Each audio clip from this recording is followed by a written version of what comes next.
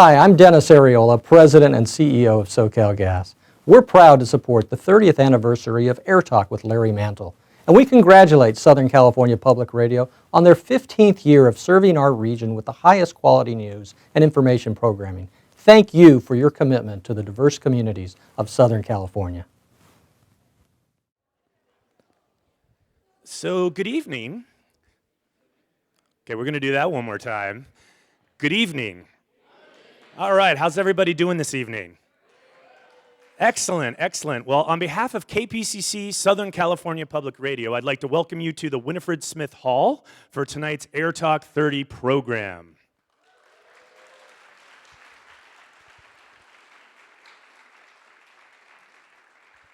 My name's John Cohn. I'm the managing producer of forum programs and live events for KPCC, and we're thrilled to even be able to have a platform of live events. SCPR has a multi-platform service on air, online, and in person, and I think tonight's program is very much evidence to that mission.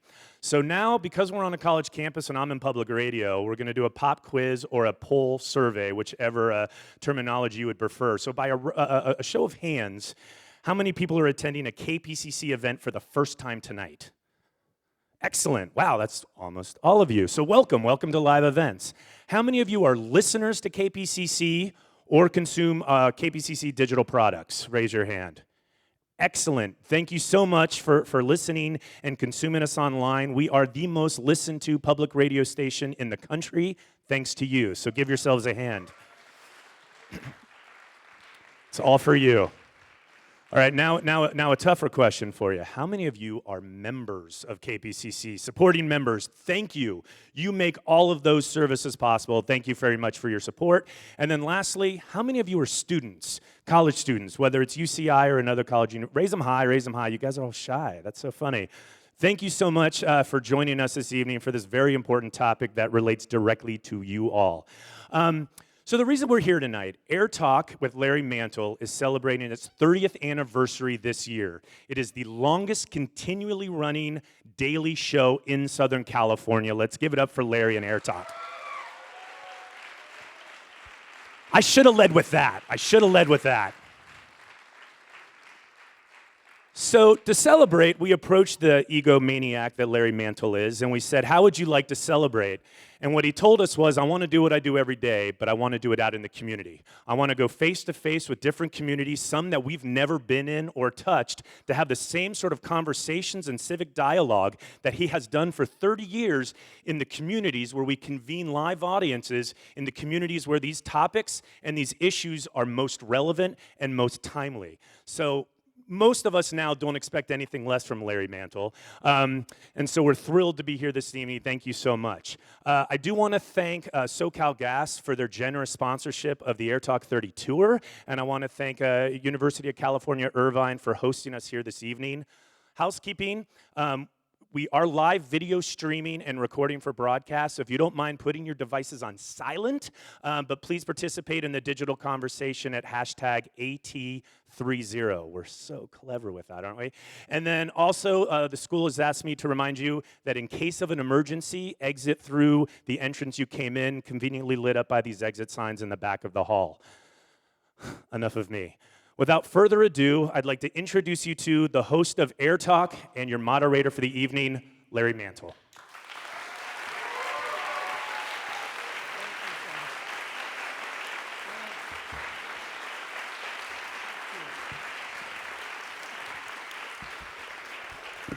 It is a real pleasure to be back to UC Irvine for the third time bringing the show here, and it's been quite a few years since we've been on campus, so it's a pleasure to be back. I always enjoy coming to UCI and meeting students. Some of you I had a chance even outside to meet you and talk a little bit about what you're doing here in school with your major and what's happening, and that's a real thrill for me to get to meet people like you that are listening to the program. And in fact, if you've got some time afterwards, if you'd like to stick around and shake hands, I'd be happy to do that and to meet you. No obligation. You don't have to meet me. But if you want to stay, that's great. I'll be around for a little while after the program. You undoubtedly know the topic, which is the concept of microaggressions versus freedom of speech. And as you might well know, in the University of California system, this is a significant issue, and we'll get into more detail on the program as sort of where the system is at this point. But UC is not alone. It's a complicated topic that colleges and universities are dealing with across the United States. How do you, on the one hand, try and create a civil, respectful environment in which students feel comfortable, in a sense, like they're home and welcomed on the campus where they go to school, while at the same time that you have students able to say what's on their mind, say even pointed things, be able to intellectually engage on very controversial topics? How do you encourage that on the one hand and have a climate that is welcoming at the same time? That's what colleges and universities are grappling with, and that's what we're going to get into this evening. So let me introduce the members of our panel who will come up, and we'll get the microphone positioned for them and get ready to start the program. It's what we call live to tape, so as we record it this evening, it'll air tomorrow at noon on KPCC 89.3. We'll also be taking some of your questions. We're going to go through, we'll screen some of the questions off the index cards, and those that we think have the greatest relevance to the largest number of people, points that didn't come up during just the panel discussion, then we'll prioritize those comments for you to come up. So when you fill out those cards, please make sure you put your full name on it. That way we can call you out of the audience to have you come up to ask your question. If you've put one in there already and it doesn't have your name, if you get a chance to come up and just write it on it, that would be great. All right, let me introduce our panelists. First of all, he is a very funny man, gifted comedian. You hear him frequently on KPCC. You see him on network television programs. He's played the highest profile comedy clubs in the country. Alonzo Bowden. Alonzo Bowden.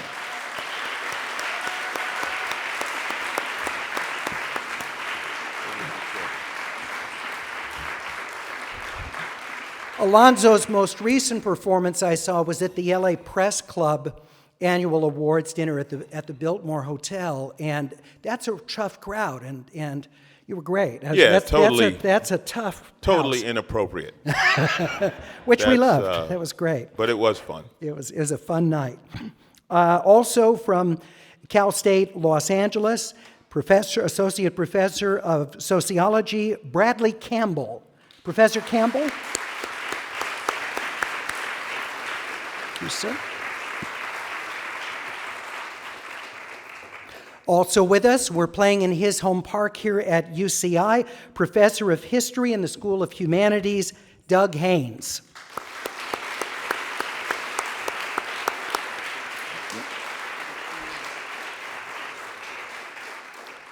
Also with us, the man who co-wrote this cover story for The Atlantic, which has made this debate over microaggressions and freedom of speech an even hotter issue nationally. He's the president and CEO of the Foundation for Individual Rights in Education, also known as FIRE, Greg Lukianoff.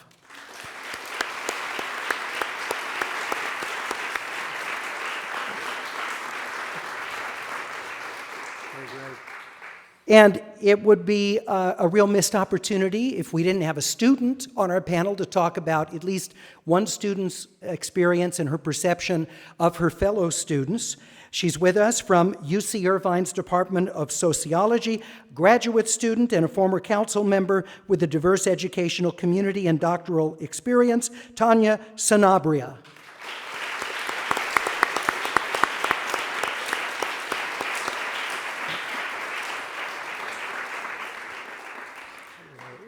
All right, we'll get everybody settled in, and we'll get right into our conversation here.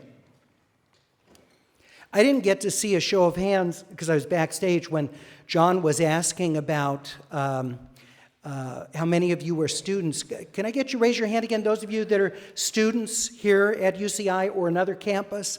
That's great. And how many of you are part of the campus community but not students, but you're still part of the UCI community? That's great. Thank you. And it's wonderful, real pleasure to be here this evening. We're all set? Okay, we are ready to roll. Just one tip here.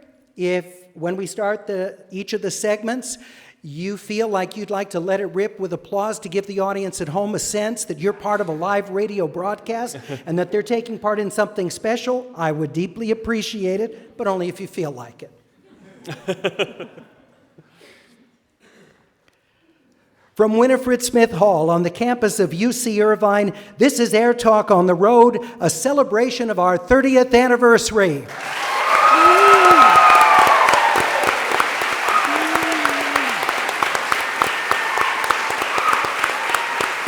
Great to be with you. I'm Larry Mantle.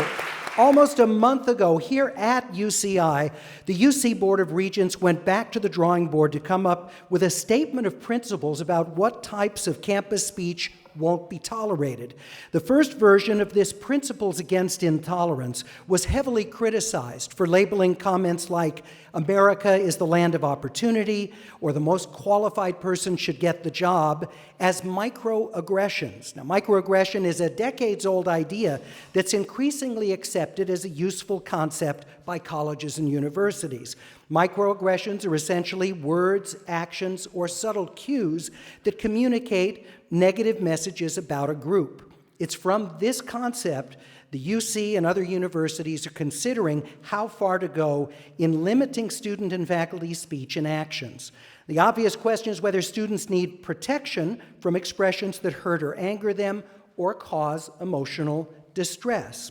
With us first, Doug Haynes, professor of history here at UCI.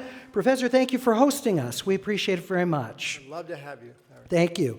So why do you think the UC needs a statement about what's acceptable or what's considerate and thoughtful to say on campus? Well, first and foremost, what you're referring to is a set of policy tools.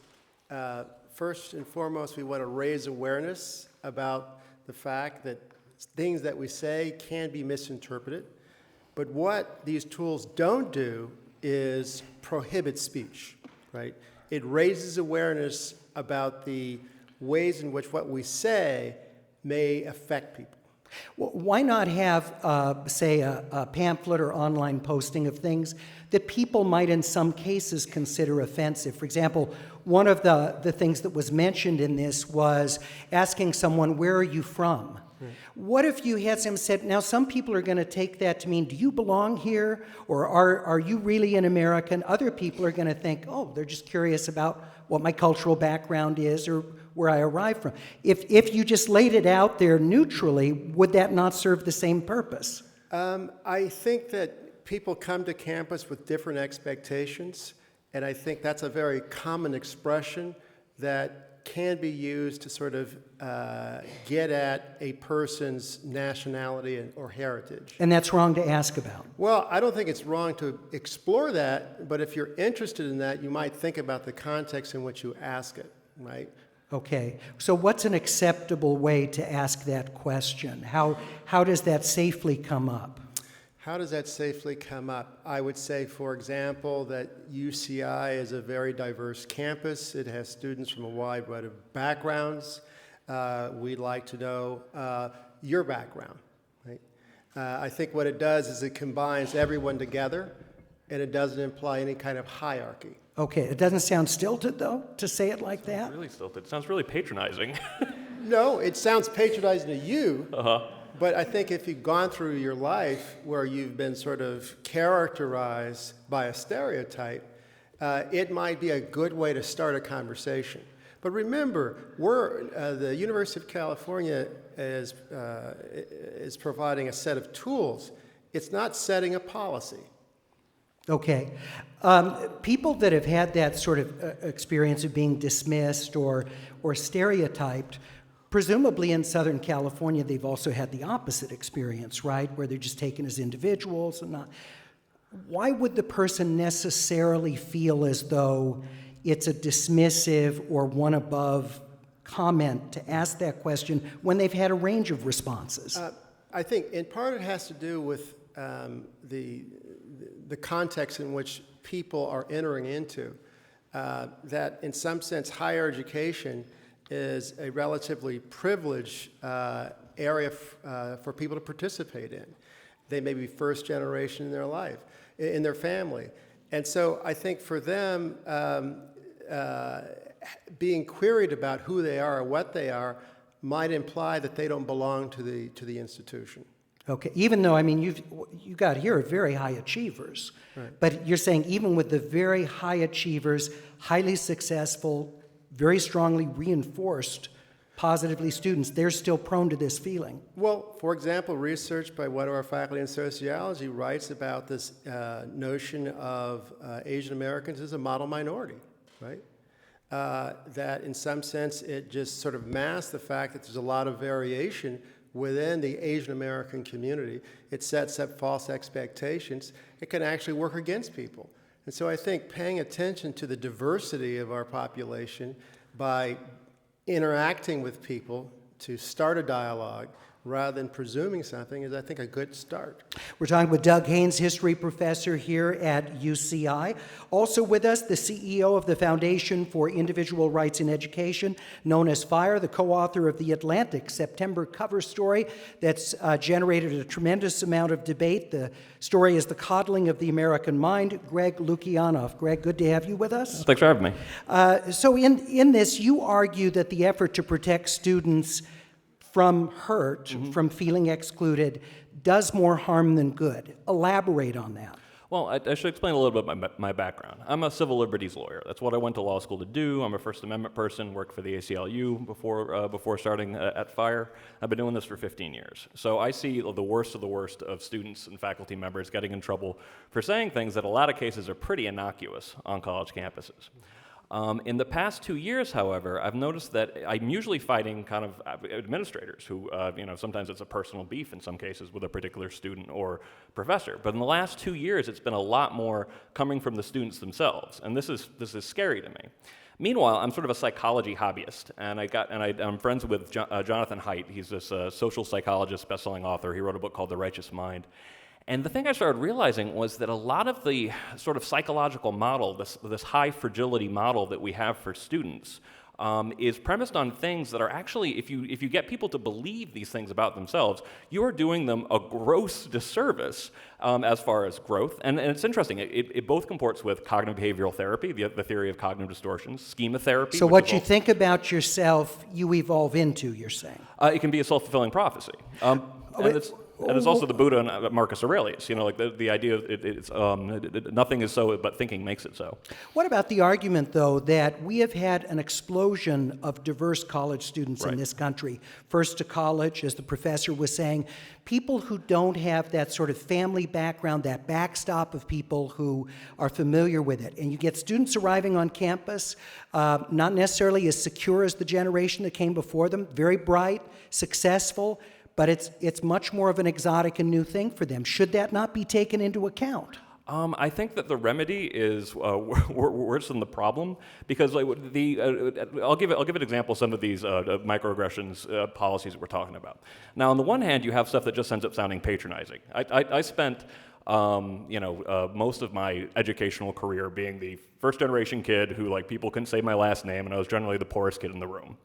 And University of New Hampshire had this way of referring to people who came from a less economic advantage situation that you were supposed to use this basically paragraph way of describing the fact that I spent a lot of my childhood broke. And I gotta tell you, if someone actually were to start talking to me like that when I was in college, I would have been much more insulted than if they had just actually said, because what you end up mirroring is what a lot of this ends up imposing sort of a culture of talking on eggshells that ends up mirroring what people think highly educated, very elite people should talk like. And what that sounds like to people from different classes and different backgrounds is not so much sensitivity as this kind of patronizing, well, really the only people who know how to talk properly are people who have a college education. Is part of this a generational difference? I mean, we know from research of millennials that it is a more collective culture, that it is a more doing thing in groups, it's a much more social culture than the Gen Xers and the boomers that came before them. So if part of it is this feeling of am I in or am I out, does that hypersensitize these kinds of conversations on campus? And given that millennials sort of see the world in this am I in or am I out, Why is that not a good thing to consider that? I think we're creating a situation where if there are too many landmines that you can step on to talk across lines of differences, then you just don't. All right, also with us is Tanya Sanabria, graduate student in sociology here at UCI. Thank you for being with us. Thank you. Where do you come down on this as someone who's not just has your degree, but is a grad student here? How much protection or sensitivity do you think students need to have in how they talk to other students? Yeah, so I think I'll speak as both a teaching assistant and my experiences as a teaching assistant here at UC Irvine. I'm certainly not trying to generalize my experiences or the observations that I've had for other universities or other campuses. But I've noticed that when it comes time to talk about controversial topics like racism or sexism, things that that might make students uncomfortable, it does make students uncomfortable. But not necessarily, I think it could be coming from, I think that students are coming in and they don't have the tools or the know-how to approach these hot topics. They don't know how to talk about race, or they're afraid to talk about race in a way that is civil and a way that kind of encourages an open discussion. What's wrong with it being messy? Sort of argue. So let's say feelings are hurt and students say things that are stereotypical or they're just plain ignorant. What's wrong with the student who's faced with that, figuring out a way to deal with that? Because they're probably facing that in the world and are going to face that in the world. Right. I think the college classroom is definitely not a vacuum. It's definitely not, and I try to at least make my classroom a space in which these topics can be openly discussed. What I've had to do to make sure that students feel like that they are validated and heard without necessarily offending each other, because if it gets messy, if I let it be messy, I think I would lose the topic altogether. So the emotions would overtake the conversation. Yeah, I believe so. And I think part of it could be that a lot of students bring with them the experiences of racism, of sexism, of the buildup of these microaggressions within their experiences and talking about these things. So what I've usually had to do is to, as an instructor, is try to talk about race in a way that is both separate from their experiences, but also something that they can openly talk about. So, for example, I have them take a race literacy quiz that is more about kind of like how have textbooks historically talked about race, and why is it that coming into the classroom we aren't aware of, for example, like residential segregation that still exists today. And research that shows that residential segregation still exists in certain areas. So I usually try to have to build a classroom in which students can openly discuss these things and walk away with these lessons in hand without necessarily having to bring their experiences, only because I think bringing their experiences could be messy and personal. All right. And definitely not personal. We'll pick this up in the next segment of our program. We're coming your way from UC Irvine, AirTalk's 30th anniversary on the road broadcast. We'll have more conversation from UCI right after this news update.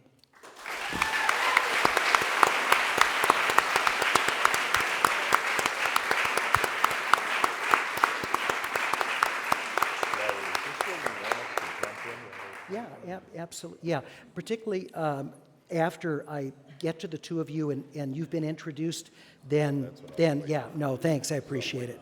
You got it, it's coming.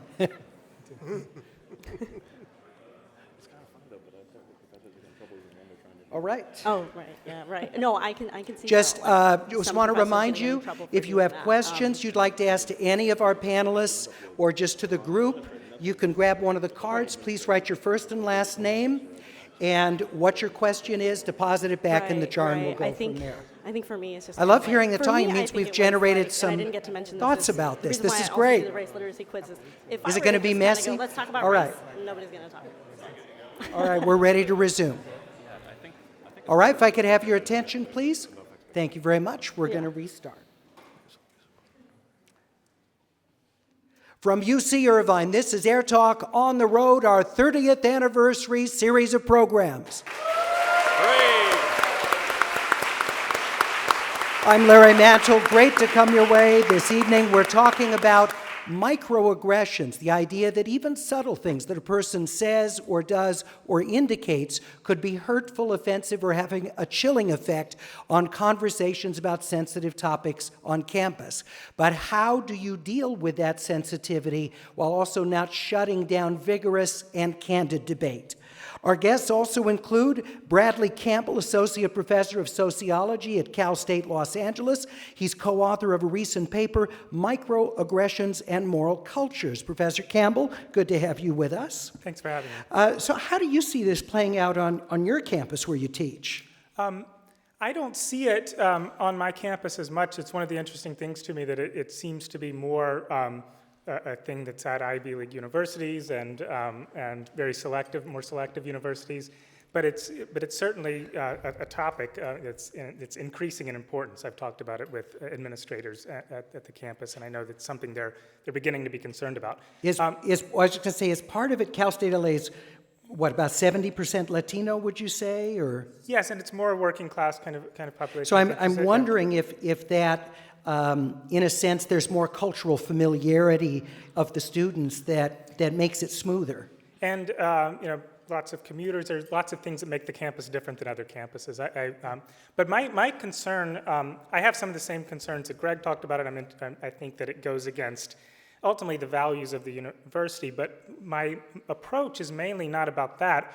When I heard about this, when I heard about microaggressions a few years ago, I was struck by it because I'm a sociologist of morality. I'm interested in the moral conflicts people have and how they handle them. So I immediately started thinking about what is this? And my co-author, Jason Manning, and I started thinking about it. And so you're all familiar with the phrase, the injunction, sticks and stones may break my bones, but words will never hurt me. People are told that. And it's the idea is ignore slights. Don't worry about verbal things that people tell you because it doesn't matter what people say.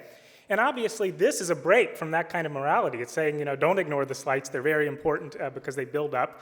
And so whether that's right or wrong, it's certainly a break from one other kind of morality. So we began trying to think about this in broader terms. And there are other societies where people are told not to ignore slights. You might think of what's called a culture of honor, where people fight duels and stuff, and they fight them over insults. They would never say ignore slights. The glove slap and the duel is on. You would lose your stature. You would lose your honor and not be able to participate in society if you're not willing to fight sometimes for after being insulted. And so those are called honor cultures. Honor is kind of a status associated with bravery. But what sociologists and historians have said is that cultures of honor move to cultures of dignity. So the concept of honor was replaced with dignity. Dignity is not something you can lose. It has to do with your inherent worth as a person, and it doesn't matter then if somebody insults you. You just brush it off. So this would be like the civil rights movement of the '60s, civil disobedience. That you take all this stuff that's inflicted on you because you're showing through how you respond to it that you're better than that. They drew from those ideals, certainly. It started earlier than that with the decline of dueling in the 1800s. But this is one we know in this country. And it comes from, and it came from the idea of stopping violence. But so what we said is that these microaggression complaints that we began seeing on websites and other things weren't like either one of those. It wasn't like in an honor culture, because even though people were taking offense at slights, they weren't handling them violently, and they weren't handling themselves. They were appealing to third parties, which is something you might do in the dignity culture, but there you're told to brush off slights. So something new was happening, so some moral change was afoot, and we wanted to understand what exactly was going on and why. Why are we seeing these microaggressions? So from a moral cultural standpoint, what do you see as the trade-offs? I presume each of these cultures has strengths and weaknesses associated with them. Yeah, they can. I mean, typically honor cultures are very violent, and so most people are happy that has transitioned. And there are still pockets of honor in inner cities. You see it with street gangs and stuff like that, who are very concerned about respect and the same kinds of things, and it's associated with violence wherever you see it. Part of the idea to not worry about things like that, to just hold to the idea that you have an inherent worth that can't be alienated, is to reduce conflict. And so ultimately that would be one of the concerns about this new kind of culture. And what we called it is, in thinking about what kind of status is prominent now, if it's not honor or dignity. And, and we ultimately thought that victimhood is something that has become more important to people. It almost acts as a kind of status. If you can claim a victim status, and it's not all victims, but victims of oppression. And so there's the idea of taking the side of victims, and people are more likely to claim victimhood, to complain about minor offenses, and that kind of thing. Well, what is the payoff to doing that? I mean, there has to be some emotional or some societal payoff to. It has some. It's certainly what it's coming from is a concern for victims ultimately, and it's not that that's not a bad thing. We're glad that that there's a growing concern for people who are victimized by oppression and things like that. But ultimately, you are creating conflict in these situations. If you're encouraging people to take offense, to broadcast their offenses, to having university administrators do something about it. I mean, and the other option is just ignore them, brush them off, develop thick skin. I don't see how that it's if we're analyzing it morally, I don't see how that's good for either the people involved who aren't, who are not going to be coddled when they leave the university environment, or others. I mean, and ultimately, if you have to, walk on eggshells when you talk to people, this is likely to, not to be good for solidarity, for the relationships in the community. We'll pick this up. That's Bradley Campbell, sociologist, Cal State Los Angeles. Also with us, comedian Alonzo Bowden, who's everywhere in the world of comedy, TV, clubs, concert venues, the winner of the third season competition, Last Comic Standing on NBC. Alonzo, good to have you with us, always. I'm glad you got to me. I was going to burst. Hey, someone had to go like, I was you're the literally headliner, gonna man. just come out of this chair. Whew. You had to have an opening act. Chris Rock won't play colleges. He's not alone. There are other comedians who just say that students have lost their sense of humor, they're hypersensitized. What's your experience? Well, I haven't done colleges in a while, but not because I refuse to. There's also an age thing. And college comics tend to be younger because they're more closer to the culture of the college students. When Chris Rock says he's not going to do colleges, that's a choice. There's no college that if they were lucky enough to book Chris Rock would say, hey, Chris, don't say this. It's Chris Rock. You knew that when you hired him, and that's true of any big name comic. Listening to this, and I mean, starting with Brad, what you were saying, even listening to you give the rules and then say, but they're not rules. It's like, this is such a bubble. This is such a glass house. You can't say, I was nervous when you said Cal State LA was 70% Latino. I was like, uh-oh, here we go. Oops, use that word. The Latino word. Like, that's not real. And I will tell you, when it comes to the students, this has always been my experience with crowds. To me, it's like a dog has a sensitivity. The dogs can tell if you're nice, if you're mean, or whatever, right? Crowds are the same way. When you say something in front of a group, they know how you meant it. They know if it was a joke, or if there was hatred behind it, or if there was some sort of anger. And when it comes to colleges, and when I dealt with this going on campuses, invariably, it's that group of administrators that make the rules that might get offended. The students find it hilarious. The student, very rarely, you really have to go far or make it a personal attack for a student to say, whoa, that offended me, but the administrators, they're worried, they're so worried about it. They react to a certain word or a certain phrase or, for me to sit here now, it's so hard to not be offensive, I mean. I appreciate the restraint. Getting to what Brad said about violence. I was on a panel show once, and it was a panel of comics, and we were talking about this radio host had said something very racially offensive to a person, and they ended up getting fired for what they said. And one of the comics made a great point. He said, well, now there's somebody who never got punched in the mouth when he was a kid. a punch in the mouth will teach you a lot. Like you remember, oh, don't say that. I remember what happened when I said it, you know. You have to, I think, that if you try to give these students that kind of bubble where anything that's said, like when you ask, where are you from, you know who that's offensive to? A Crip. You ask a Crip where he's from, you starting trouble now. But the average person, I don't think they're gonna be like, hey, what do you mean by that? You know, where am I from? Studio City. It's so, like the point you were making that, if you teach people to be hypersensitive to everything, they're going to be hypersensitive to everything. And then you were talking about the economic levels. You know what? People who are broke joke about being broke. And people who are broke, like if I'm broke and I have a friend who's rich, which is the case, because I got some friends who are really rich, you can joke about that.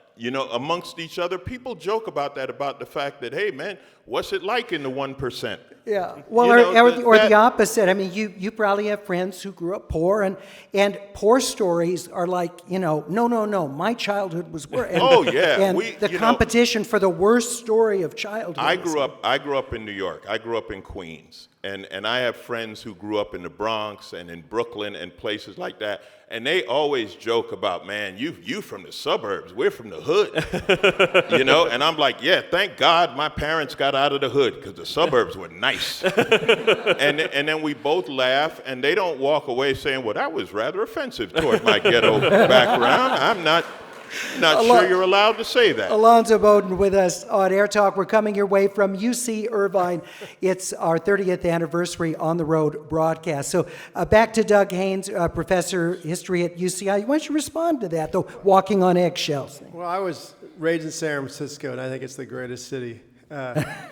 But I guess my point to Alonzo is that the fact that you can laugh about where you're from is because you were talking to your friend.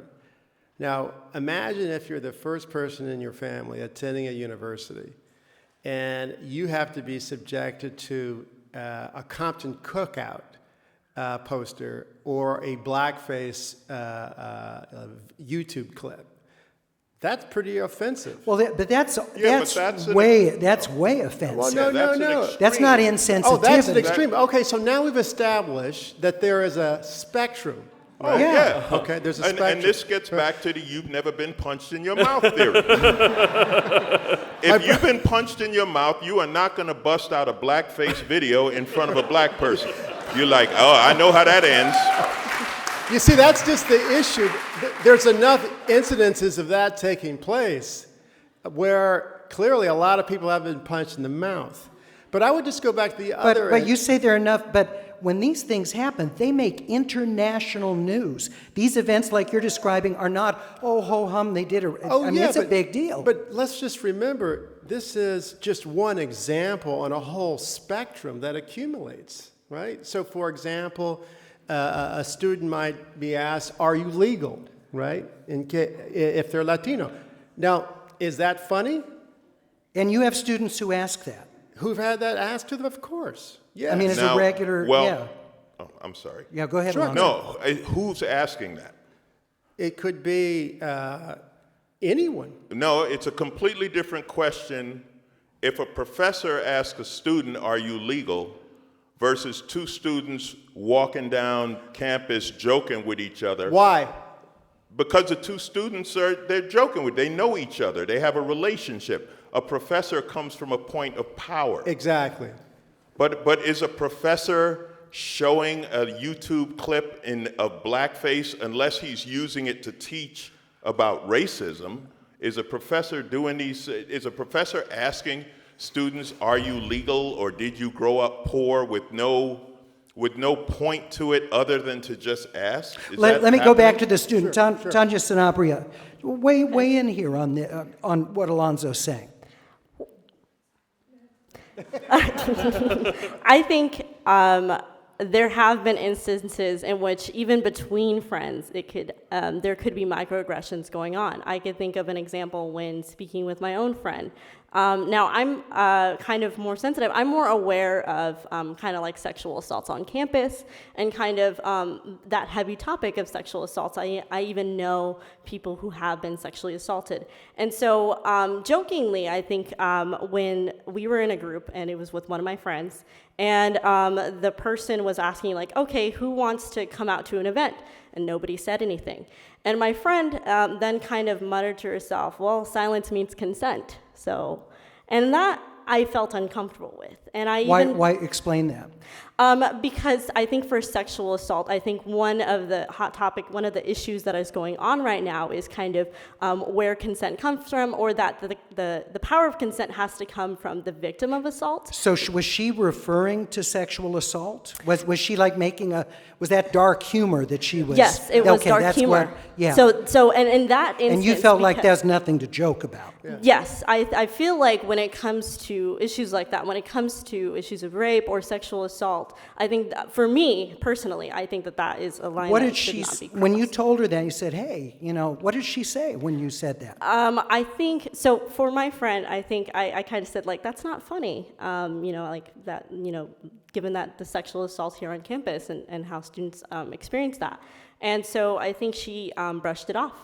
She said, I didn't mean it like that. So your friend didn't take you seriously? No, she didn't. So that sounds like room for a follow-up conversation. Right, yes, exactly. But I think, given that situation, I think that is something that could be representative of how, even among students, things like microaggressions could be misunderstood. Is it better that off. she thought it was funny or appropriate? Is it better that she said it so you could have that interaction and she could hear where you're coming from, whether she chose to dismiss it? Maybe she didn't really dismiss it but was embarrassed. You never know. Right. But was it better to have that exchange that you had with her when you said, hey, that's not funny? Or if she would have felt like, I can't say this thing because it's not appropriate? Well, I think for her to not say it and for her to acknowledge that it's not appropriate, I mean, either way, me addressing it or her thinking that it's not appropriate. But she thought it was appropriate. Is that... You had a difference of agreement. She thought what she said was funny, dark humor, and appropriate and on the edge. You thought, no, it crosses the edge. It's inappropriate. Right. So if she thought it was appropriate, was it wrong for her to test that out and for you to say, hey, that crosses the line? Well, given that, I think what happens a lot with microaggressions, too, in these instances I'm talking about this particular case, though. Okay, well, in this particular case, given that I did speak up, I think, given that I did speak up and she dismissed it for whatever reason, she could be embarrassed or she didn't understand or she just thought it was a joke.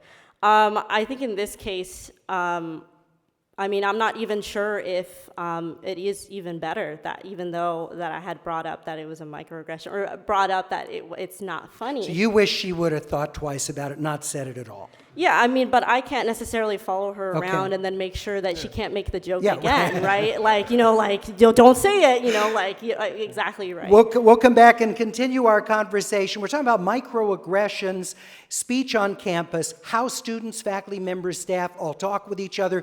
What are the best guidelines, if any, for how to have those conversations? We're coming your way from UC Irvine AirTalk 30th Anniversary on the Road broadcast. We'll be back right after this news update.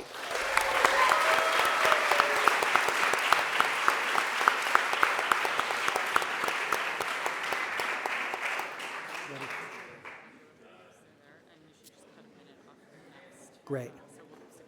So you want to go? It was in the September issue of the Atlantic. Cover story. Just to remind you, if you could fill out your card, throw it just as this gentleman did here. Thank you, sir. That was exactly as we asked you to do. And with your name on it, and then we'll call on you after this next segment. I mean, we don't formally duel. And one of the things it does is it's all about addressing your interior dialogue rationally.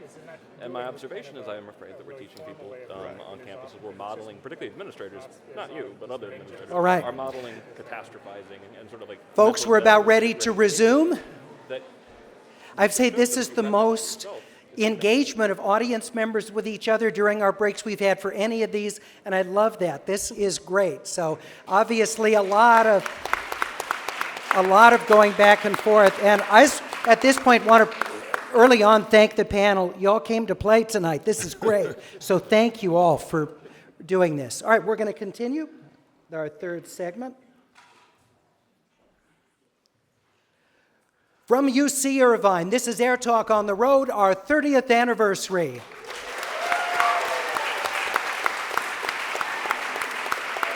I'm Larry Mantle. Great to have you with us. And a reminder, after we're done with this hour of AirTalk on the radio, we'll have AirTalk overtime for you with members of our audience here at UCI asking questions of our panelists and going even deeper into the topic than we're able to do in this hour. Let me quickly reintroduce the members of our panel. With us, comedian Alonzo Bowden, Cal State LA sociologist Bradley Campbell, Tanya Sanabria, graduate student in sociology here at UCI and also a teacher assistant, so she's able to share both perspectives there. Greg Lukianoff, who is the CEO of the Foundation for Individual Rights in Education and co-author of the Atlantic cover story, The Coddling of the American Mind.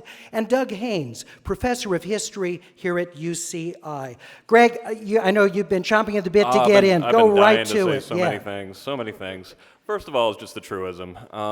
Being offended is what happens when you have your deepest beliefs challenged. And if you make it through 4 years of college without being offended, you should demand your money back. And I've been dealing with this stuff on campus, and I want to bring this back a little bit to like what I do on a day-to-day basis and see how far it's gone. And hopefully we can all agree that this has gone pretty kind of too far. So I give the example of how much on eggshells professors have to be. You know, going to a story of a Latin American studies professor at Brandeis University. He explained where the racial epithet wetback comes from. He explained its derivation. Coming from literally swimming across the Rio Grande, and then proceeded to criticize its use. So he explained something relevant to the course and criticized it, and he was nonetheless found guilty of racial harassment. How so? Because a student complained about it. And then Brandeis University, they put a monitor in his class. This is a 50-year veteran explaining something completely germane to class, and Brandeis, by the way, has never actually expunged the harassment finding against that professor. So there was actually a proceeding that found this? No, they skipped the proceeding. They went right. I mean, there wasn't even due process in this case. It's an awful case. Is it possible the context was different than you're describing it? Okay, this is one of these things. Everyone's like, I'm incredulous. Read Unlearning Liberty, because it's kind of funny because people read my 9,000-word piece in the Atlantic, and they're like, well, those are only a few examples. I'm like, it's as many as I could fit in 9,000 words. I have, hundreds and hundreds of additional examples like this at thefire.org. And we put up the original documentation of all of this stuff. I mean, it's letters from university presidents saying, like, how dare you, say that. What do you think is appropriate for colleges and universities to say to their students and faculty about what sort of guidelines for how to talk with each other about sensitive topics? Well, how would you set that? It's one of those things where I feel like the pendulum's gone too far in one direction, and one very simple thing that we've forgotten both on and off campus is this crazy little thing called the benefit of the doubt. Try to figure out where someone's coming from. My father's a Russian immigrant, my mother's a British immigrant, and they have nothing in common in terms of cultures. And so it was always on the listener to actually try to figure out, what does this person mean by what they're saying? And one of the things that I find a little bit troubling about microaggressions is that if you travel around the world, for example, and take umbrage every time someone from France or in Russia says something that doesn't exactly align with the way you would have said something, you're a terrible traveler. You're not actually being culturally competent. There's someone who has a word for that I'm not going to say. So you're saying dealing with people's ignorance is part of being accomplished in the world? Is that what you're saying? Well, yeah, absolutely. But also, I mean, to me, it's kind of like, I think we have this really naive kind of idea that if people aren't allowed to say bad things, we'll somehow improve the world. Meanwhile, it'll train us, right? Yeah, if someone wants to raise their hand and say, by the way, I'm the Nazi in the room, you should thank them. Thank you for telling me you're a Nazi. I know who not to turn my back to now. You're safer when you know more about the world in which you live, and it's especially important to know what people really think, especially if it's bad. Professor Haynes. I don't know. I mean, I sort of feel that we're taking the extremes. You're painting a picture of a dark night settling across higher education in the United States. I just don't buy it, right?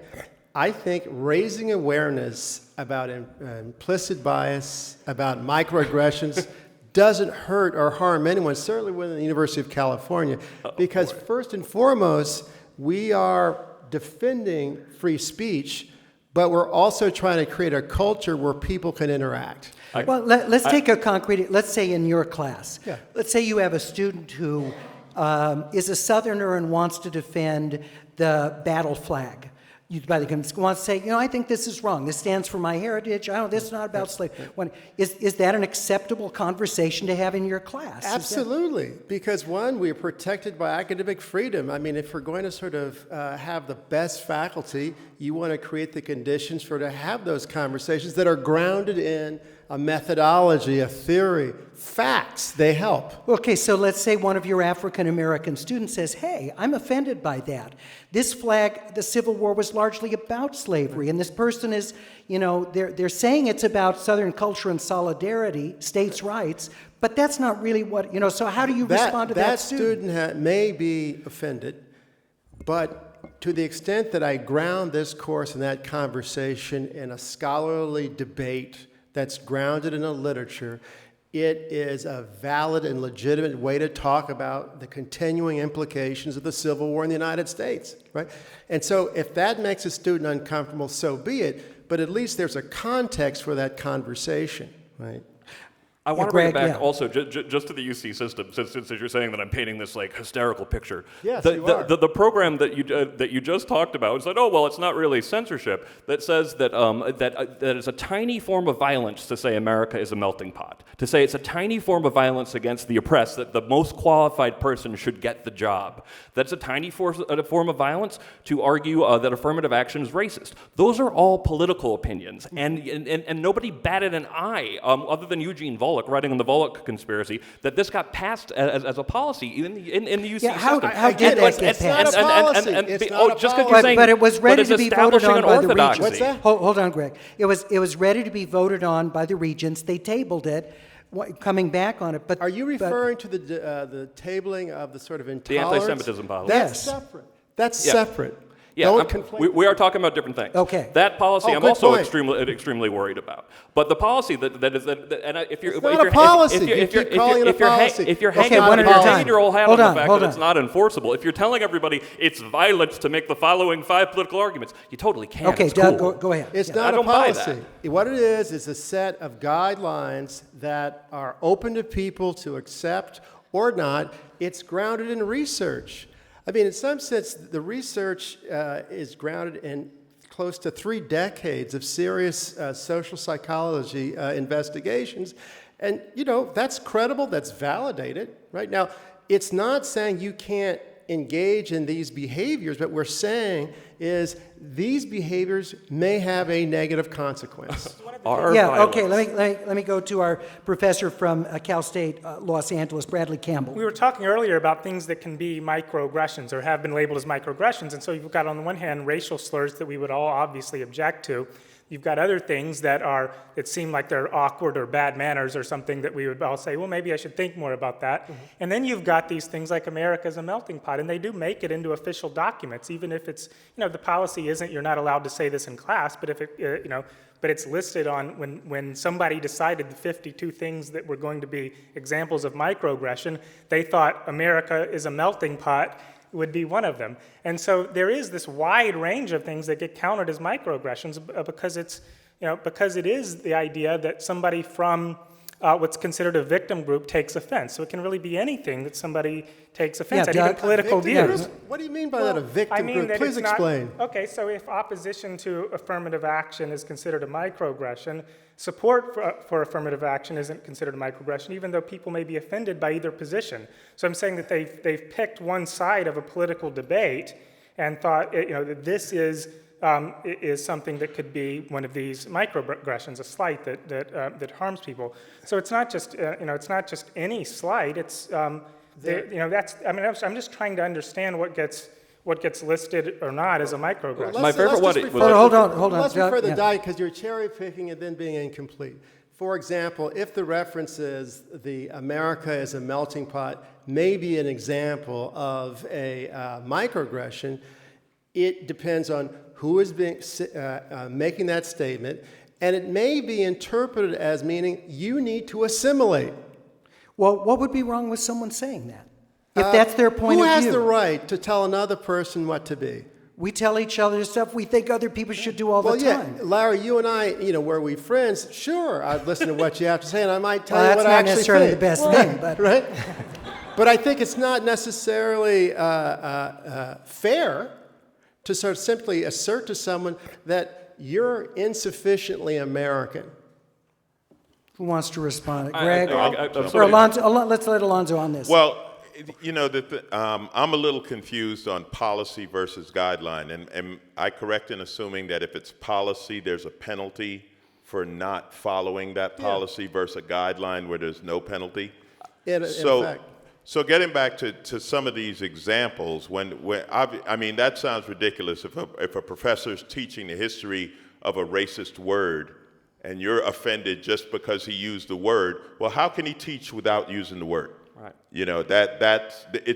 I don't know how you would do it. And when it comes to like what Tanya was talking about, where this person made the offensive joke or the inappropriate joke, I think a lot of times that could be ignorance. So maybe they don't know. And it's great you brought up sexual harassment, because I think that is one where men do not understand to the level of women, because we're not threatened in the way women are.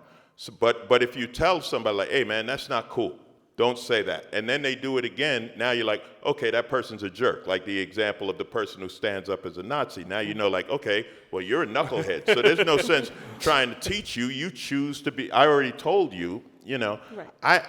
Again, this is just such an atmosphere. America is a melting pot. I can understand how you try to find that offensive, but you have to work. Now, that it's different. Yeah. It's different. There's one thing to say America's a melting pot. There's another thing to say that your blank, fill in the culture, and your culture is wrong. Because here in it, like the big argument about speaking English, you should speak English.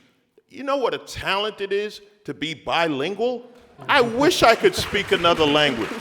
And what's funny to me about that is, and this is where this is offensive, I always hear that pointed towards Spanish, and then I drive through Chinatown and all the signs are in Chinese. And I don't see anyone protesting. I don't see anyone there. You know what I mean? So you again, this is my point is that you know when somebody's saying it. When somebody comes, the Southern culture is a great example. When people talk about, well, the Confederate flag, I'm just defending my Southern culture. And a big part of your Southern culture is racism.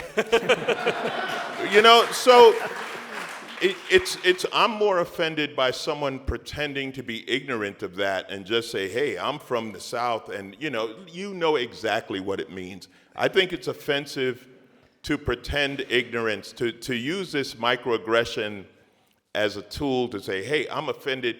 I'd hate to go through that list of 52 things. Guarantee I'm guilty of 51 of them. Tanya Sanabria, yeah. I'd like to respond to Yeah. that. I think you do bring up a great point about sexual harassment, so I'm going to kind of focus on that as an example. But I think in terms of finding out who is a sexual harasser or who isn't, part of the issue is that for a lot of men, even those who engage in sexual harassment, they're not aware of them even engaging in sexual harassment, and when you even bring it up, they just go, hey, you were leading me on. They kind of blame the other person. And so I think to bring up, to point it out, I think the way that I see microaggressions in this case is that I'm not necessarily saying that I'm very sensitive or that I'm being too sensitive, but rather I'm trying to stand up and kind of trying to call them out on these actions. And so for me, I don't really see microaggressions as a state of victimhood, at least for those who are pointing it out. It's more about challenging the status quo. Okay, I'm not saying it's victimhood. I'm saying exactly what you're saying, that a lot of times guys don't know. I'm not talking about the guy who knows and who dismisses you. I'm not talking about him. I'm talking about the guy who's like, oh, I didn't know that was offensive to you. Right. It may be, and that's in the case of sexual harassment, it may be a cultural thing. Maybe someone's from a culture where, there are different hand gestures, et cetera, that it means one thing in one culture, it means something in another, and you do it, and that person says, hey, man, don't do that around me, because where I'm from, that means blank. And you're like, oh, I didn't know. Yeah. Okay, that's cool. I won't do it. Or to say a certain thing to a woman and the woman's like, no, that's not funny. It's not cool. And you Right. can, I'm not talking about Yeah. playing the victim. I'm talking about when you're truly ignorant of it and someone points it out to But- you and you say, okay, I didn't know that, and you stop doing it. But That's even- not aggressive. Even in the even- example, though, that you raised of sexual harassment, that's in some cases going to differ woman to woman, right? I mean, there's some that you'd say uniformly every woman is going to think are terrible, and then you're going to get degrees of it from there, right? So is there, again, value in this kind of conversation, as long as you feel safe, Right. is there value in this kind of conversation like, hey, I find that offensive. I feel that's dehumanizing for you to say that. I think part of the issue too is I think trying to create a safe space in which someone could bring that up, right? Because I think for women also too, like we're brought up in a society in which we're, as a woman, at least speaking from my own experience, we're taught to fear men, right? Like you go to a magazine stand and you'll see in Cosmopolitan like 10 ways in which like there'll be like a story of a woman who was attacked by a stranger in a dark alleyway. And so kind of having these, I think, messages ingrained in you, it makes it that much harder to then bring up these microaggressions. So actually, I would rather turn the tables. I would rather have us think about it in terms of like, rather than the onus being on me to educate the sexual harasser, it should be that the sexual harasser shouldn't even be sexually harassing you in the first place. If it's clear cut, absolutely. Yeah, and that's why Yeah, you yeah, need, but, yeah. that's why these guidelines are part of a conversation that doesn't necessarily have to end on the campus. It can continue elsewhere because that addresses the ignorance question.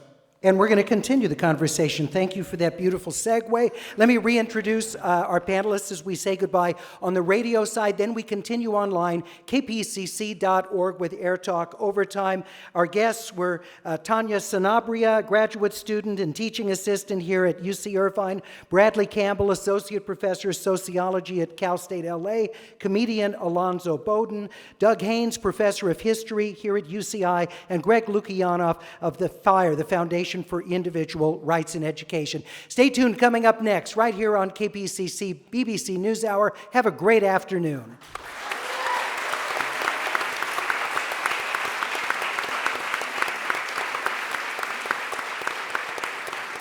All right, we're warmed up for your questions now. Katrina with a C, would you please come right over here? We see Liz with our microphone. Katrina with a C. Nick. And Nick, we're going to need you to shorten this up. It's just radio, brevity, succinctness. So Katrina and Nick. Mo, M-O, Mo. All right. Brian J.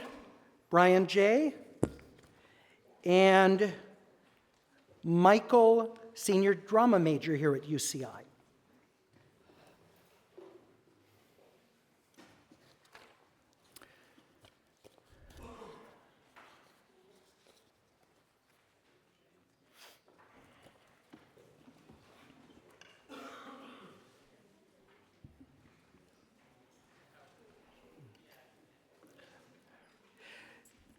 And a few of those, they were a little bit long on the card, which I realize these are complex issues, and it may be really hard to be super succinct, but the more succinct you can be, the better, because then we'll get more folks in.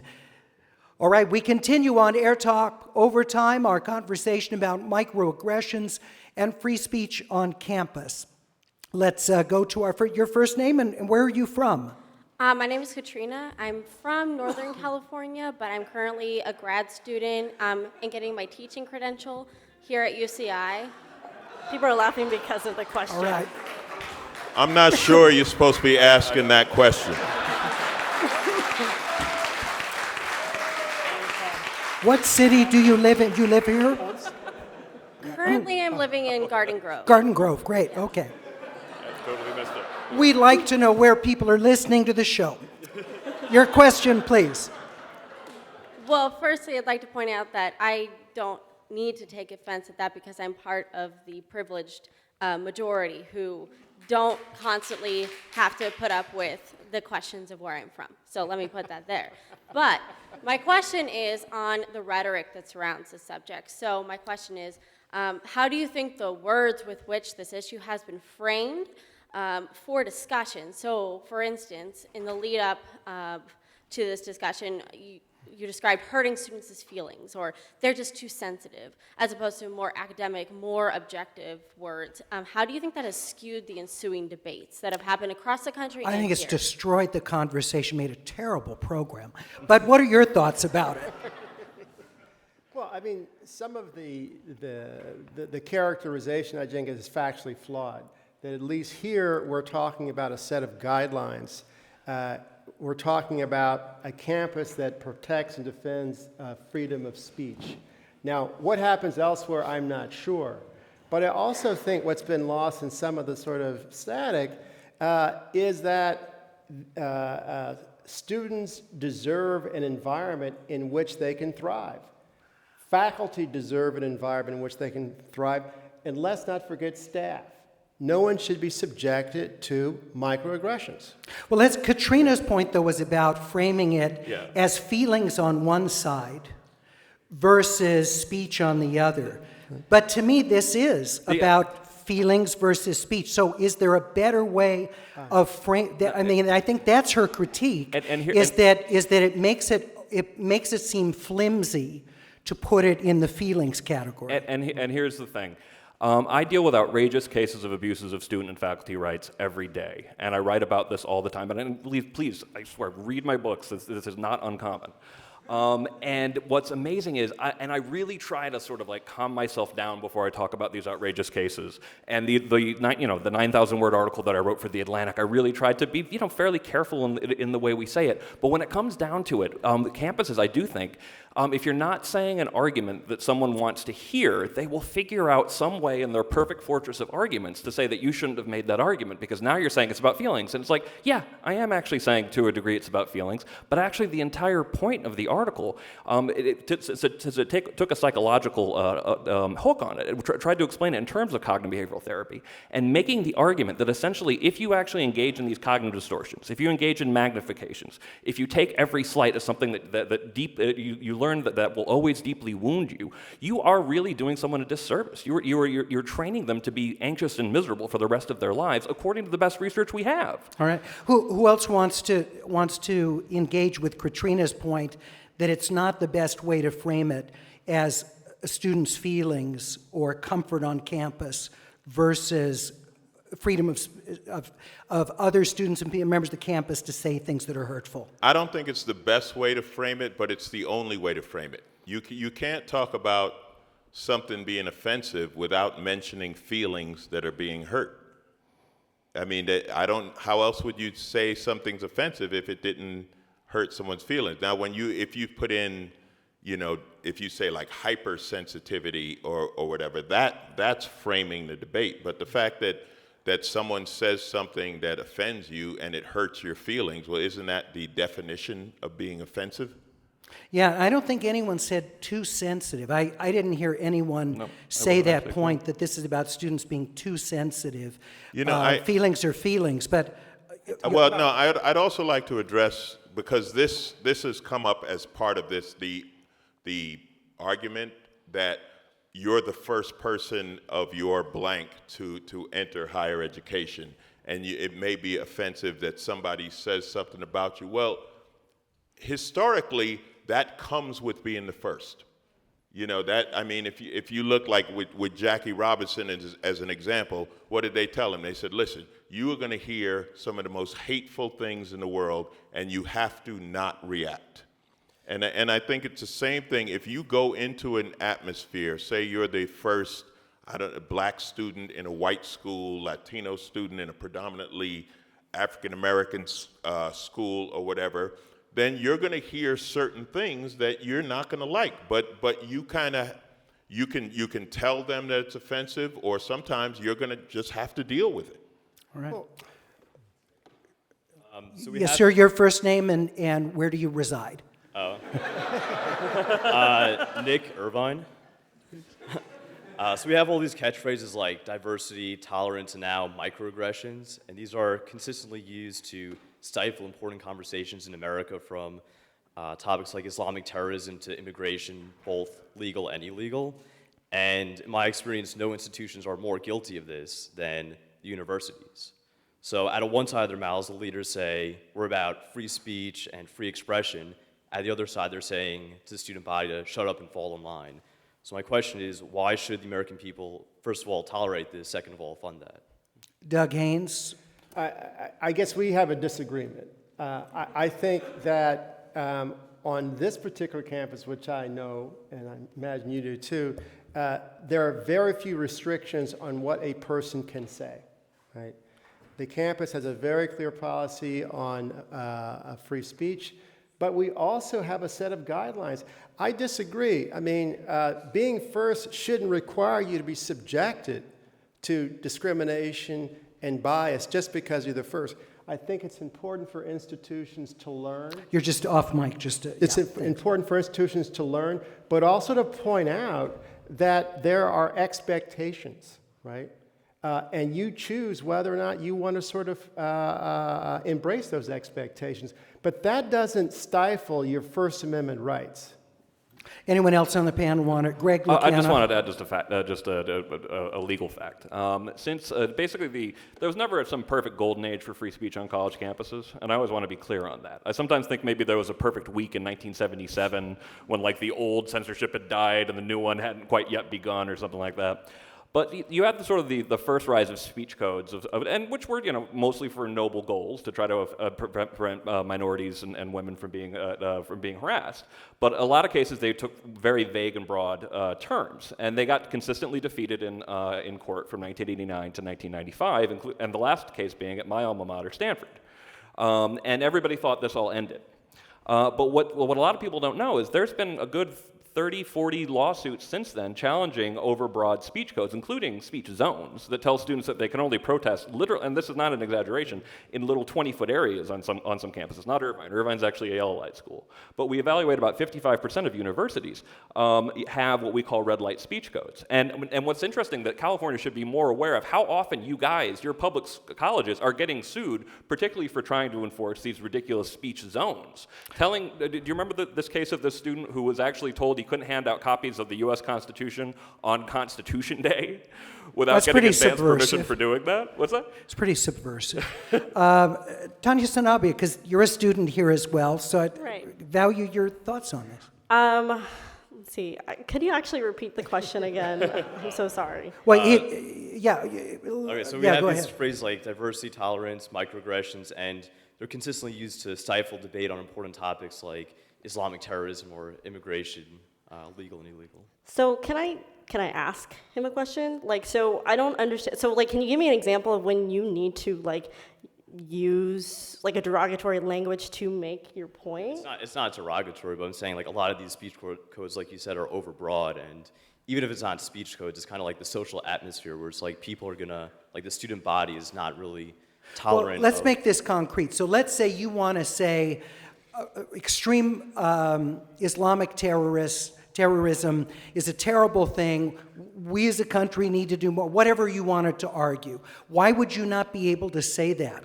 So if you were to say Islam is the ideology that's motivating these terrorists, I think if you said that, you get a lot of backlash at this university from the students and probably the administration. There's a concrete example going on right now at Wesleyan, for example.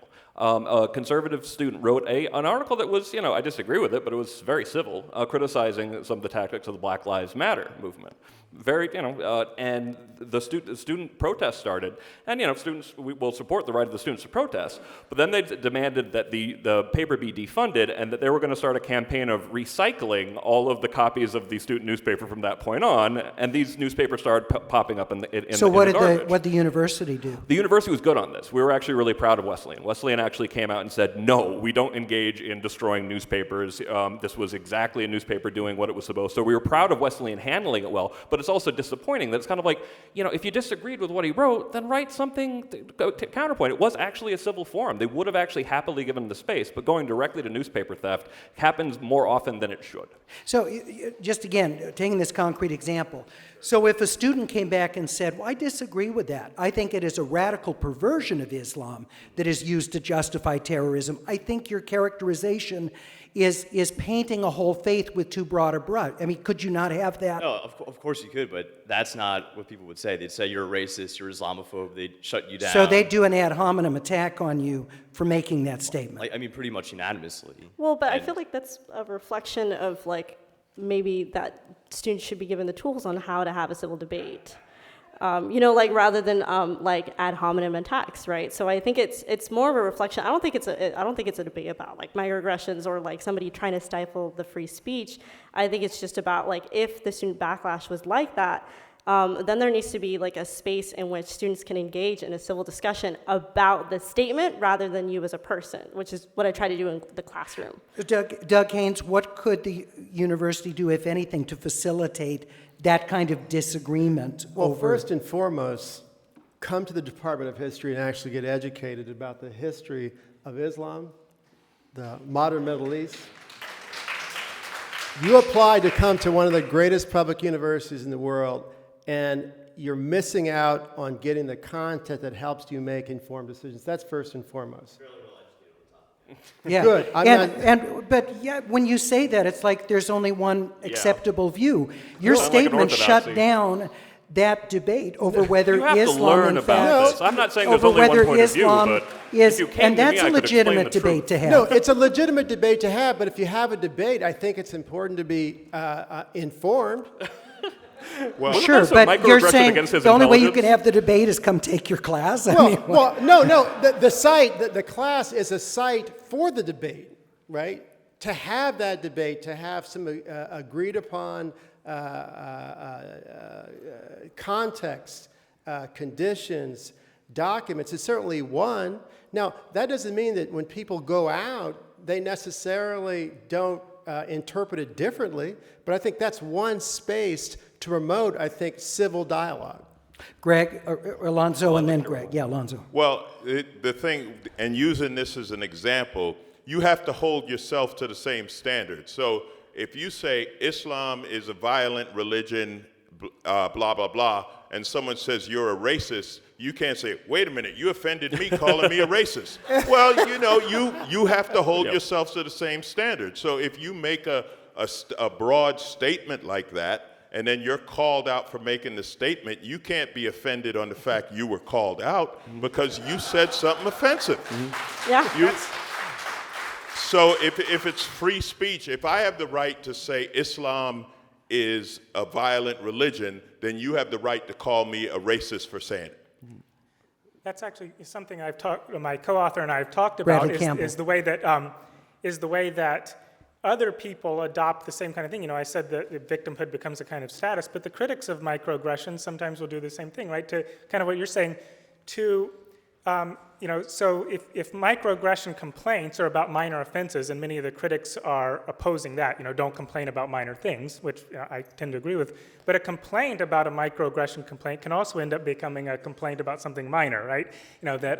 So it to me, a lot of it has to do with whether it's institutionalized or not in terms of what I would object to morally. I don't, necessarily mind people,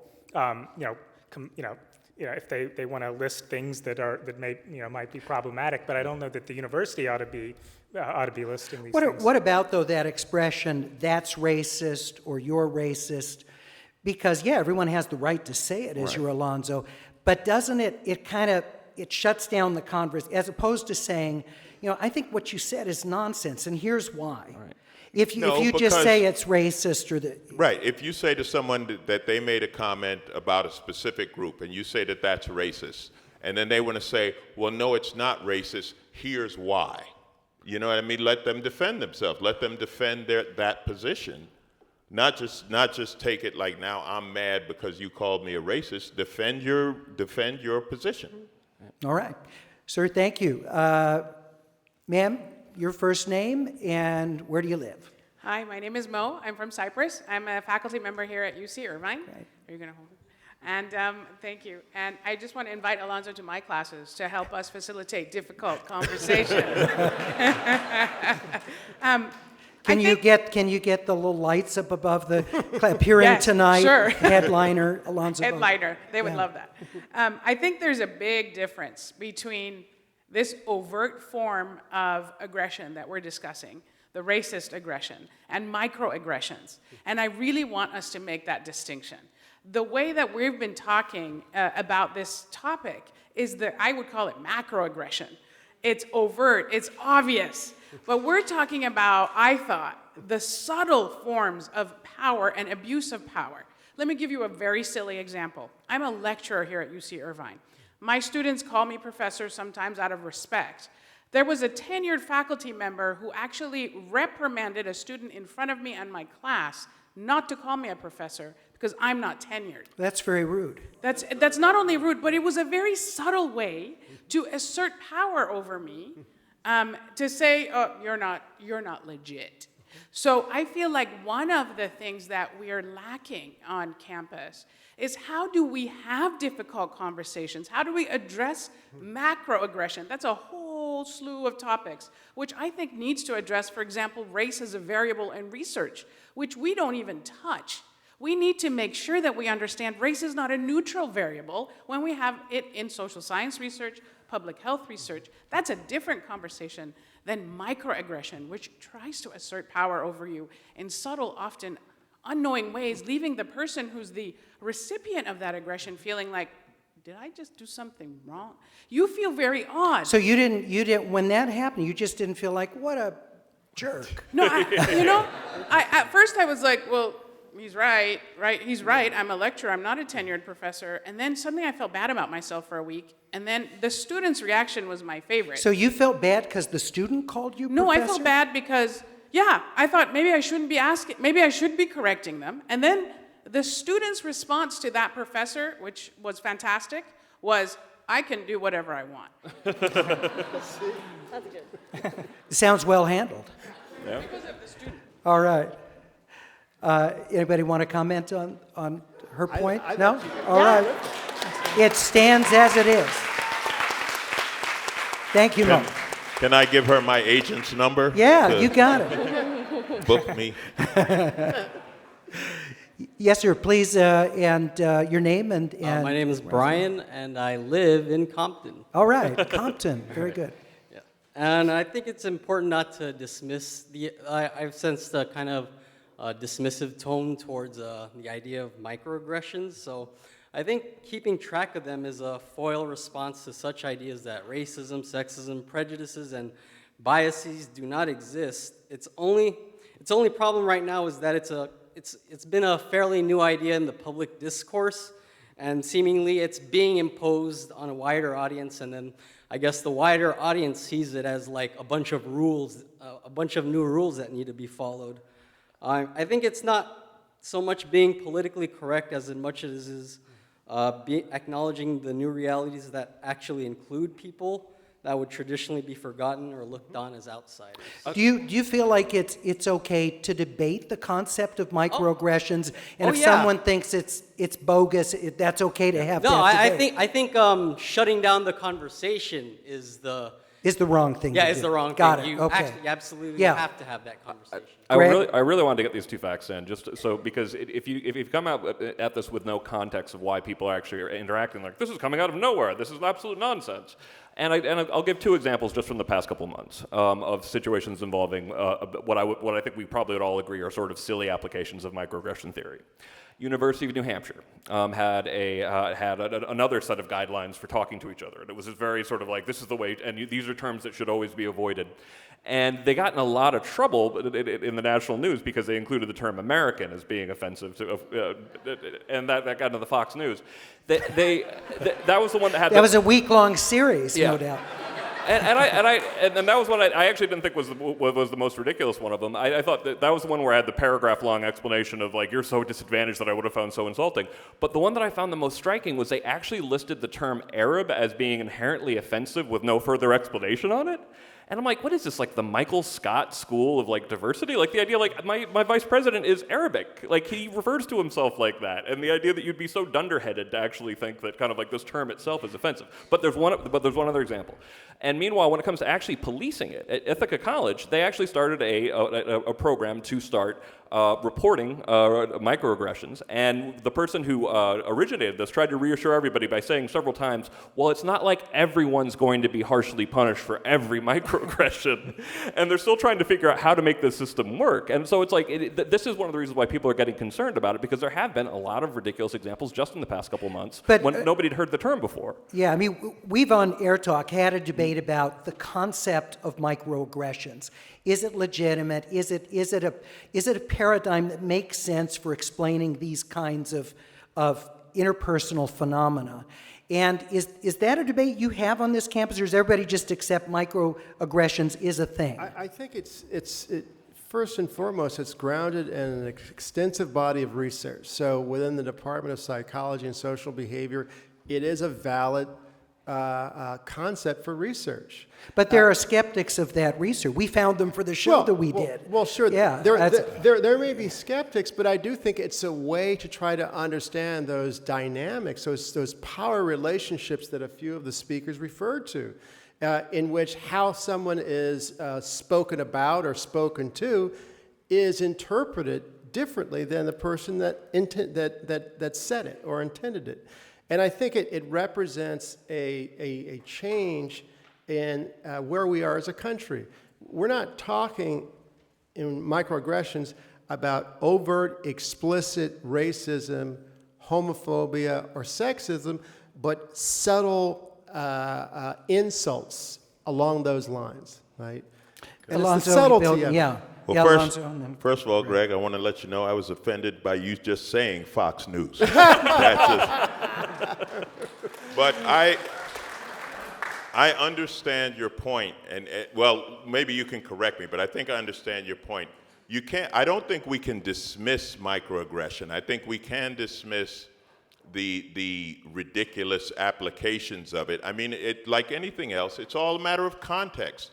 When someone makes a subtle comment, even with the word American, if someone uses American and they're using it in the sense of American meaning white Christian American versus fill in the blank minority, then that would be a microaggressive use of American. So using it to exclude people. Right. So I think you can't dismiss microaggression as it doesn't exist, but I think it's always going to be somewhat in what context are they using the word or the expression, right? Bradley Campbell, yeah. Yeah, I think what I'm most interested in as a sociologist is kind of where these things occur and where microaggression complaints occur. And I think about the relation to microaggression and what we might call macroaggression. Most of my work has been on genocide, which you might think of as the most macro of macroaggressions, right? And you made the point that we're not talking with microaggressions about the overt slurs and things like that. And and the reason I think is because there are less of them. We're in environments. I mean, American universities, the modern American university is one of the most tolerant places, in all of history, right? One of the most tolerant kind of environments. There's this high degree of tolerance, a high degree of diversity and equality, and it's there in those environments, not in the highly racist and unequal environments, where you then get this attention to smaller complaints, right? To smaller matters. And whether that's a good thing or a bad thing is another matter. I'm critical of it, but for various reasons. But to me, that's what's interesting is that these we've shifted to this focus on the micro because there's less of the macro. Yes. I'm sorry. Did you want to go, yeah. Tanya? Go right ahead. I think. Sorry, just to briefly piggyback off of what Greg was saying was that I think what makes microaggressions so difficult too is that they're micro, right? I mean, it's in the title, right? It's in the name. They're micro, so it makes it very difficult to even if you are, in a situation where a microaggression has occurred, it's even difficult to even understand, right? I think in your situation, it's like it takes a little while to understand and kind of think about the nuances and the context of it to be like, well, was that really a microaggression? Was that something in which I was being oppressed, or was I oppressing someone else? There have been times where, as myself as an instructor, I would have to ask myself, did I exclude some students by saying, you guys instead of you all, right? These subtle things where maybe some students might not be offended, but other students might, and they have a valid reason to be offended because you guys or mankind is kind of placing like men as like the norm, as kind of like the go-to thing, right? So I think that's kind of what is kind of like why we are debating about microaggressions right now, right? I think we're debating because it's such a hard thing to actually to pinpoint, but also to understand and the nuances of it. All right, sir? Yeah. Hi, I'm Michael. I'm a fourth-year senior drama major here at UCI, Zot Zot. My question is, in general daily communication, it's inevitable to offend somebody. And, you don't know what's going to be offensive to someone. And if you say something and the other person doesn't bring it up, that they were offended, hey, that was offensive, how responsible is that person? And if they do bring it up and you apologize, obviously there are certain degrees of sincerity and apologies that could be considered in this question. How responsible is the person still after apologizing if the other person is still offended?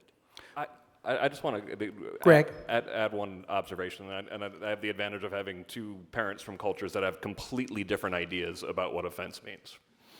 My mom's British, so she thinks the absolute most important thing you have to be is polite at all times. You don't have to be honest, son, you just have to be polite.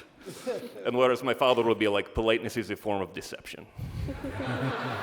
And it's better to actually be cutting. So we have to understand that if we're having something that ends up creating a set of norms that is actually pretty much saying this is the way you should talk, we are embedding a cultural idea of the way people should talk to each other that is not necessarily going to comport. Offensiveness and politeness are inherently the most culturally grounded ideas in a society, and they differ even within each culture from era to era, within different classes within each culture. So it ends up being this thing that I tend to embrace, the strong pluralism of Thurgood Marshall in his old Supreme Court opinions, when he was always talking about, one man's vulgarity is another man's lyric, which became increasingly sort of literally true. So I think that's part of the problem that you're bringing up is exactly why this becomes so problematic. We end up not listening to each other. We end up policing for offense. Tanya, I want to go back to you on this. So to bring this home to UCI.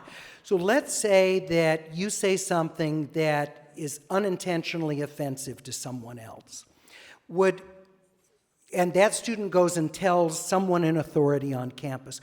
Is it your perception that person would be encouraged to come back to you to directly tell you? Or do you think the person in the college would say, okay, we'll handle that? Or do you think they'd just be blown off and nothing would happen? Well, I think, first of all, I would try to make sure that the student is comfortable enough to address me. If I'm their teaching assistant and the student doesn't feel comfortable in addressing me, I understand that that's because it's a power dynamic. So the student might be afraid to approach me as a teaching assistant because they might be afraid that, not necessarily that I would do that, but there is this power dynamic that I am in charge of their grades, and they might recognize that. So first of all, it's just that the student has to be comfortable enough and I want to make sure that the student is comfortable. I don't want to barge in and be like, all right, what's your problem with me? I don't necessarily want to do that. The other thing too is that I think if the student goes to an authority figure, I think at UCI, I think they would usually approach me, and then there would be an ombudsman on campus in case to bring you and the student together to talk it out. Or I think if the student feels comfortable, or if they feel like that they want to address it with me.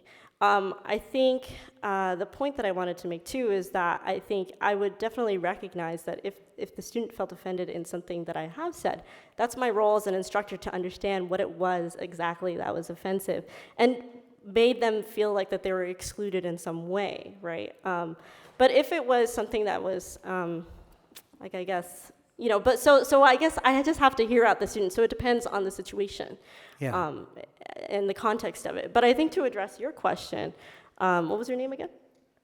Michael. I think part of it too is So I think the first step is that you're concerned about offending someone, right? You're concerned about what what is something where I could kind of talk freely, but I also don't want to offend anybody. And I think that's something that's like, where you're aware of your surroundings, you're aware of the people's different experiences. So I see that as a good thing. I see that as a good thing that you are admitting to, or I'm not necessarily saying you, but when you're concerned about it, you are admitting to this concern that you do want to say something that doesn't necessarily want to offend anybody. And I think one of the first steps that people can take is to see themselves not necessarily as a perpetrator of like offense, but rather to see themselves as something as an ally, right? And that's something that you could be proactive about in, I think acknowledging that if you have said something that is offensive, that is, if you say, for example, to a student, but you don't look American, or where are you from? And they answer, and you go, no, but where are you really from? You really have students at UCI who would say that? How did they get into UCI? People have asked me that question. On this campus? Well, sometimes it could happen. I mean, you it could don't happen look anywhere. American. They don't know we have Latina governors. We have Latino members of Congress. They live in a bubble. How they get into UCI? People in caves are taken into this school. Defend your campus. Yeah, that's definitely a different question altogether. But I have had students, I think in my undergraduate institution, I have had students tell me that I don't look American, or I had someone tell me, because I'm Latina, I'm Costa Rican American, but I think I had a student tell me like, oh, well, I just thought you were Mexican. Well, they're all the same. In a space, right? So it's just kind of like, and I don't really know how to respond to that. Well, we know grades don't necessarily equate to judgment, clearly. All right, we're going to wrap up. Yeah. I want to thank you all very much for being with us. Tanya Salabria, graduate student here at UC Irvine. Greg Lukianoff, president of the Foundation for Individual Rights in Education. Doug Haynes, professor of history at UCI. And Bradley Campbell, Cal State Los Angeles. Thank you very much for being with us. And Alonzo Bowden, thank you, sir, comedian. See him on television next time or at your local comedy club. From all of us at AirTalk, thanks for joining us for AirTalk Overtime.